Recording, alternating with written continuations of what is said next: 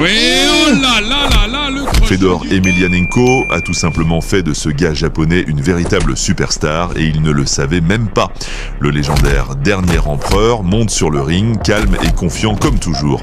Et puis c'est le choc. Le lutteur japonais Kazuyuki Fujita, surnommé Ironhead, la tête de fer, trouve l'ouverture et assène un coup de poing tonitruant. Fedor, l'homme considéré comme incassable, subit le premier knockdown debout de sa carrière. L'arène se fige, on a l'impression qu'une ère entière est sur le point de s'effondrer, mais Emelianenko se ressaisit et termine le combat arrachant la victoire. Pourtant, cette nuit-là, Fedor n'est pas le seul à être devenu une star. La puissance brute de Fujita et sa résistance insensée ont fait de lui une sensation du jour au lendemain. Par la suite, il a enchaîné 4 victoires consécutives par finition et a gagné sa place dans le légendaire Grand Prix des poids lourds du Pride.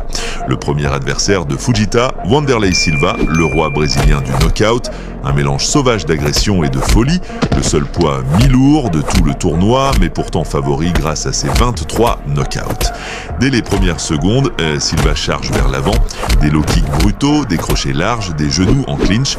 Fujita a essayé de le ralentir avec des amenés au sol et l'a même plaqué contre les cordes à quelques reprises, mais Silva s'est libéré et a répondu par des combinaisons furieuses.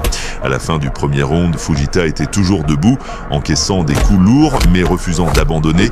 La foule hurlait, se levant d'un bond chaque fois que Silva touchait ou quand Fujita faisait preuve d'une robustesse incroyable. Au deuxième round, Silva a déclenché sa tempête caractéristique, une série de crochets a ébranlé Ironhead, puis vint le clinch où Silva a écrasé ses genoux directement dans le crâne de Fujita.